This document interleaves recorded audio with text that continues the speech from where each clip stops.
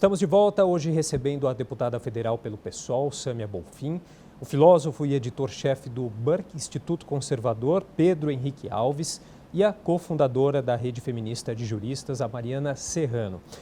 E ainda retomando essa questão sobre a questão salarial das mulheres, né, da igualdade salarial entre homens e mulheres, eu peguei um trecho, Mariana, de uma entrevista sua, que você disse o seguinte: o direito legitima uma estrutura de poder que acaba prejudicando principalmente a mulher, as mulheres. Eu acho que tem tudo a ver com isso. Na verdade, isso é o gancho perfeito para o raciocínio pelo qual eu discordo da sua fala. Eu não acho que existe um problema que você consiga deslocar e fazer como você fala, como você propõe, de um problema jurídico, então, que não é um problema da sociedade, porque, na verdade, todo mundo é igual e é muito improvável que numa sociedade em que haja competição e mercado, um patrão não vai querer contratar quem é melhor. O direito, ele é um instrumento das relações de poder. Não é à toa, inclusive, que aqui nesta casa, por exemplo, e todas as casas, quando tem eleições, quem está nos gabinetes decide a lei das próximas eleições. Então, assim, o direito ele é um instrumento das pessoas que ocupam esses lugares. E por isso que, quando a gente fala da composição dos lugares, é importante, né? Porque quem que está fazendo nossas leis vai dizer quem que representa a gente, quais são esses interesses. E aí, a partir disso, uma coisa que a gente vê muito em movimentos de minorias políticas, que não são quantitativas, mas são minorias no sentido de representatividade política, é justamente a dificuldade de efetivar. Por exemplo, a gente teve o STF julgando em favor aí, das pessoas trans para que elas possam retificar os documentos para que conste o sexo e o gênero e o nome conforme a identificação dessas pessoas, né? E sem ser de uma forma burocratizada. É muito difícil, ainda assim, conseguir no cartório isso.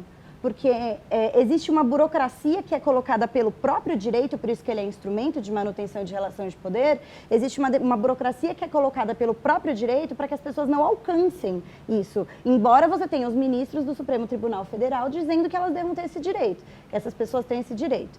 E aí, quando eu faço essa colocação, é nesse sentido, de que quais obstáculos a gente coloca no caminho e como é que fica difícil. Quando a gente transporta esse raciocínio diretamente para a relação salarial, e aí eu tenho alguma tranquilidade para falar, porque eu sou mestre em Direito do Trabalho, especificamente, então é bem a minha área,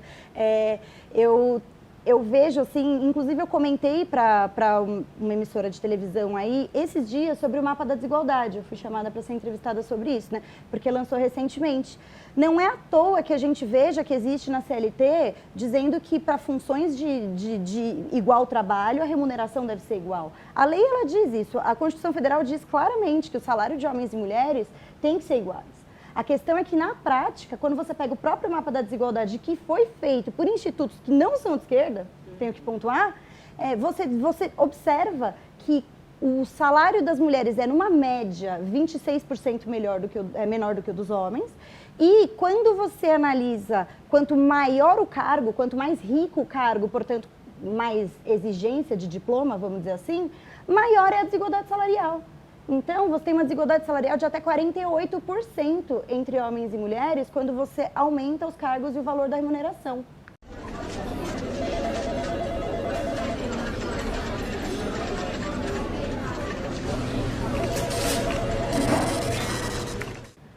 Então, na realidade, supor, sem estatística, que não há diferença porque as pessoas não são essencialmente ruins, ou porque não é vantajoso, é deixar de lado toda uma agenda que existe nesse sentido.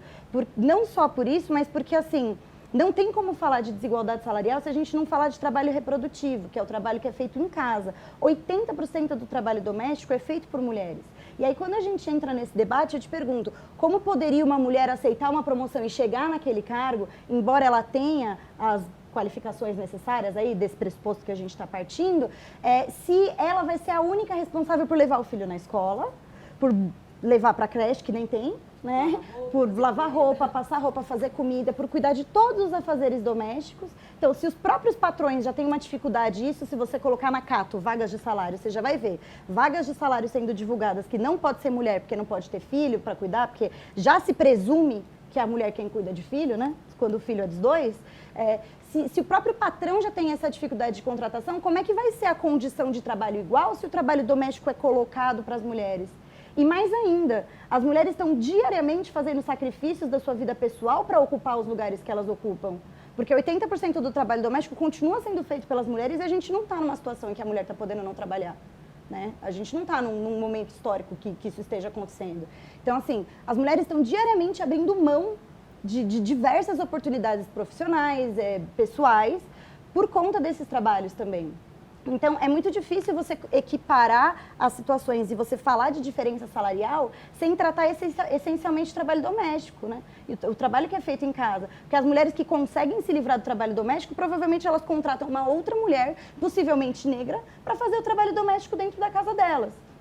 Não, entendeu? A minha questão é a seguinte, o que eu pontuei aqui em outros momentos, é que se nós temos agora, como a Samia até propriamente colocou, se nós temos uma diferença salarial por conta de cor, aí nós temos um problema de racismo.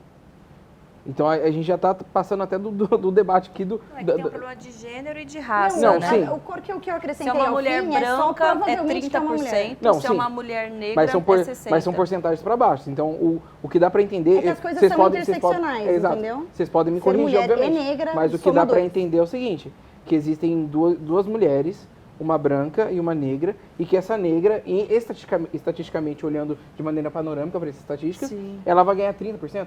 É 60% a menos com relação ao homem branco. Então a gente tem que acionar a STJ, nós temos que acionar os órgãos... Então, aí a gente porque... aciona e eles vão fazer que nem o julgamento trans, que Não. eles vão falar não pode ter e vai continuar acontecendo Mas o quê? veja, Tendo. vocês quiseram um país com Estado grande. Estado grande gera burocracia. É sempre assim. A história conta isso. Não. Então, não, mas deixa eu só terminar meu raciocínio aqui, porque senão vai parecer que eu baseio o meu raciocínio simplesmente pela lógica rasteira, né? Passei um verniz no assunto.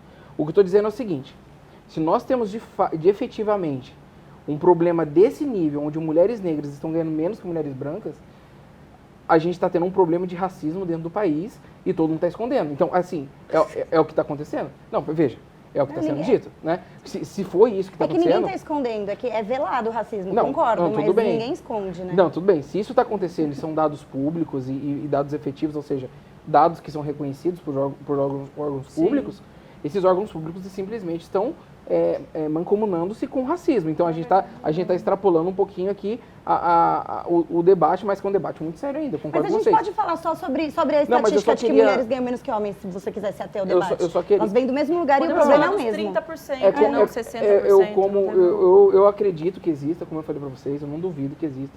Eu só acredito que não seja dessa forma gritante como vocês estão colocando. Mas eu acredito que exista. Eu acredito que existem homens o suficiente, homens que são patrões e são suficientemente cara de pau dizer que vai pagar mais porque o cara é homem do que porque é mulher. Eu acredito nisso. Vivemos num mundo de possibilidades, é como eu falei no começo. Mas eu gostaria de apontar na fala da Sam, antes de vir um pouquinho para você, o início do movimento de votantes femininos foi feito por duas mulheres que tiveram seu espaço, foram expulsos do movimento abolicionista, né? Então, assim, a gente tem que pontuar porque o movimento feminista, ela não é uniforme na história. E vocês sabem disso, não estou dizendo uma novidade. Então, nós temos a primeira onda, a segunda onda e a terceira onda. A terceira onda é considerada a mais radical de todas as três. A primeira onda não era um feminismo ainda de fato, tanto que o nome nem era muito utilizado naquele momento. A primeira reunião que foi feita com Stanton, por exemplo, uma das maiores feministas, considerada uma das maiores feministas, a primeira reunião que foi levado adiante a pauta de votantes mulheres foi feita dentro de uma capela metodista, por exemplo. Então, a esquerda não estava, naquele momento, a esquerda não estava abraçando. Tanto é que quem levou esse projeto de lei para a Câmara americana foi um representante do Partido Conservador, republicano, Aaron Sargent, o nome do cara, que colocou na 10ª emenda da Constituição. Exato. Então, assim... A esposa era sufragista.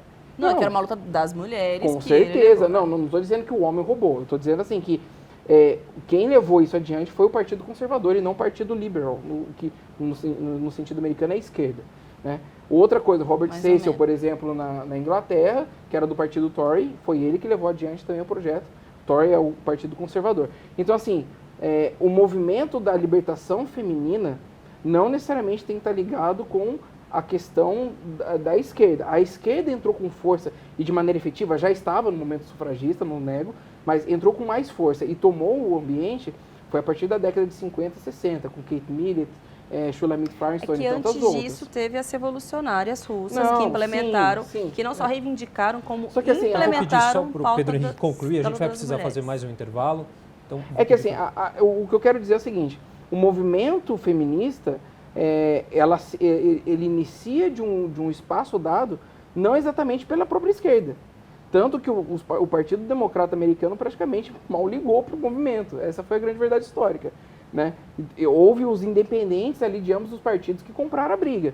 Mas hoje a pauta é de esquerda por um outro motivo que eu não sei se eu vou ter o tempo aqui para falar para vocês, mas que acontece com a revolução de William Reich, que começa também quando o marxismo entrou com força no movimento feminista, com Shulamit Firestone, Kate Millett e tantas outras, né? Mas o movimento feminista, ele não inicia, o movimento sufragista, ele não inicia necessariamente para a esquerda.